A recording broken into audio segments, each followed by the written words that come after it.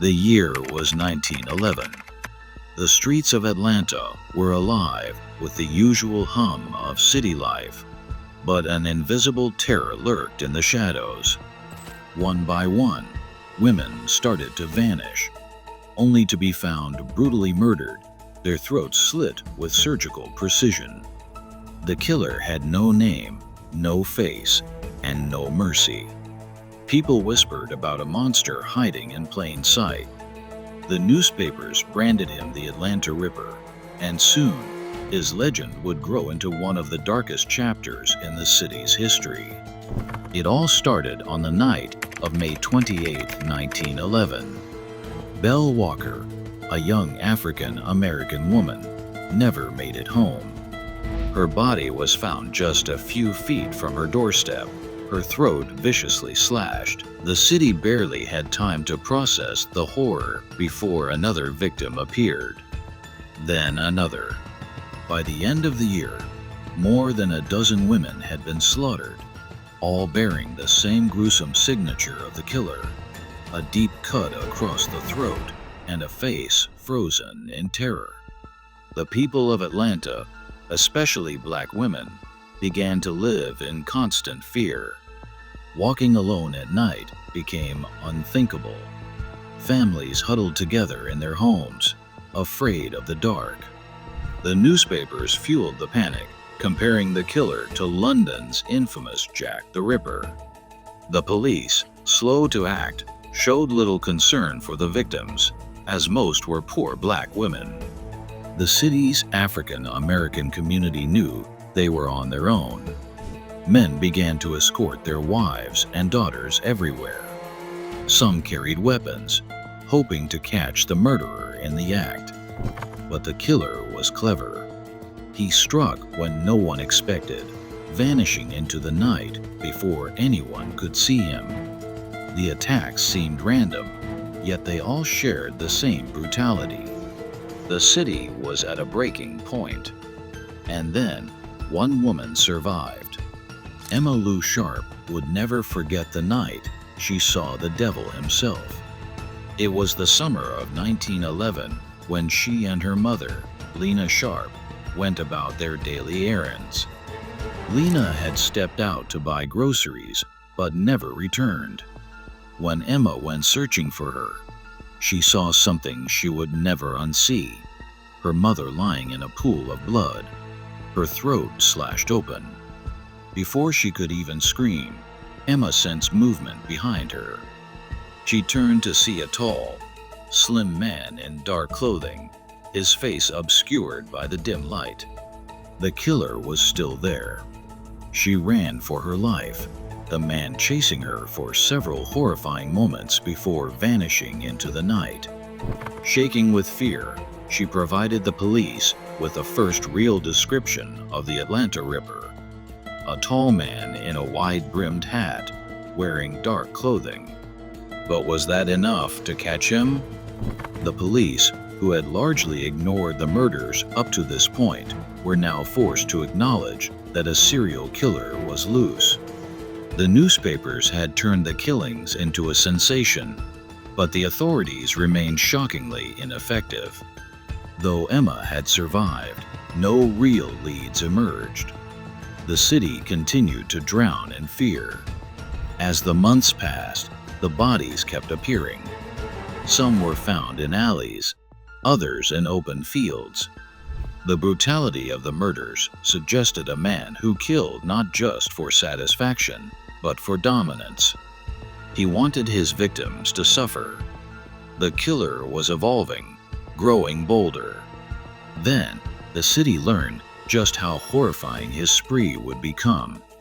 By early 1912, the death toll had climbed to nearly 20. The killings were relentless, and the city was now in a full-blown panic. Every few weeks, another body was found.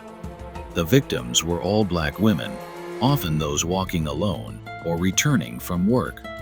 The Ripper seemed to strike whenever he pleased, taunting the city with his ability to disappear into the night.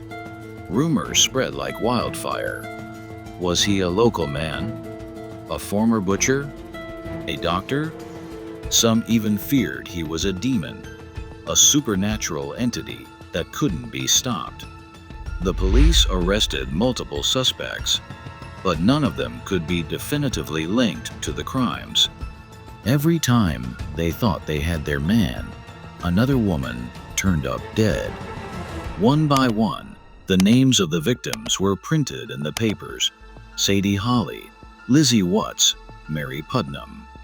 Their deaths were reduced to headlines, their lives forgotten in the frenzy of trying to unmask the killer.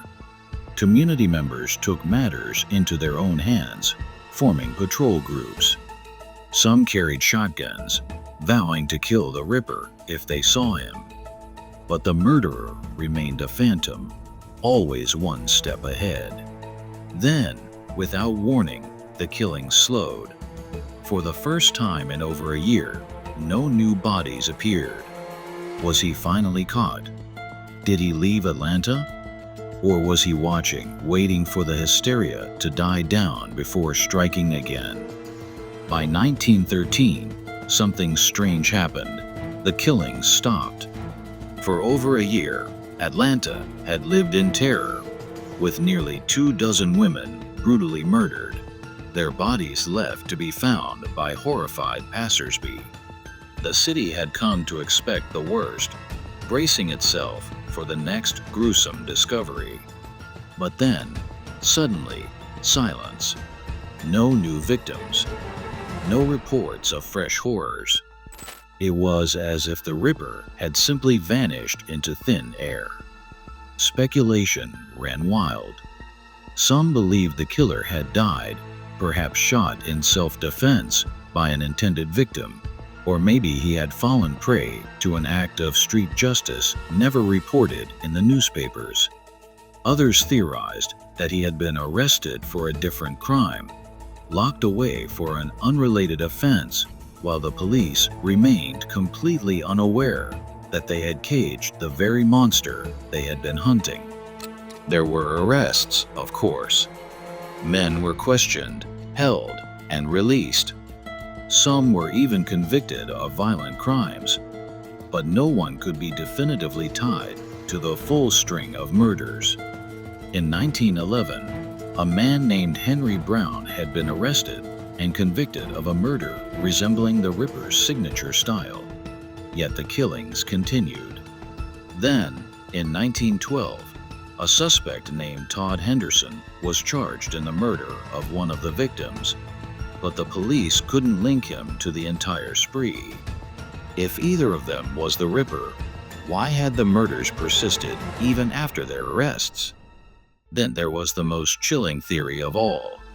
What if the Atlanta Ripper was never just one man? What if multiple killers had hidden behind the legend, using the growing hysteria as a cover for their own sinister desires? If that was the case, had they all simply stopped at once, or had they just gotten better at covering their tracks? More than a century has passed since the Atlanta Ripper prowled the streets, yet his name remains a chilling whisper in the shadows of true crime history.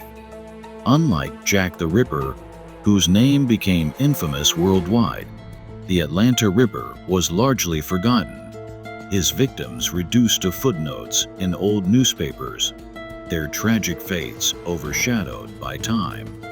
But for the families of the women who lost their lives, the horror never truly faded. The names of the murdered women, Belle Walker, Sadie Holly, Mary Putnam, Lizzie Watts, and many others, were printed in black ink, often accompanied by gruesome details of their deaths. But beyond those headlines, who were they? They were daughters, sisters, mothers, and wives. They were women with dreams, aspirations, and people who loved them. Yet their stories were never told beyond their brutal ends. Their murders became little more than cautionary tales, warnings to other women about the dangers of walking alone at night. The lack of justice for these victims raises troubling questions. If the women had been from wealthy or white communities, Would the case have been pursued more aggressively? Many believe racism and classism played a role in why the case was never solved. At the time, police showed little urgency in solving crimes involving black victims, and the city's growing black community had to rely on itself for protection. Even today, this pattern of neglect echoes in unsolved cases that disproportionately affect marginalized communities. Though the Atlanta Ripper's identity remains a mystery, his impact lingers. Historians continue to study the case, piecing together the fragments left behind. True crime enthusiasts speculate about his fate. Was he caught? Did he flee? Or did he simply stop? The real horror of the Atlanta Ripper is not just the brutality of his murders, but the fact that he may have escaped justice forever, his secrets buried with time.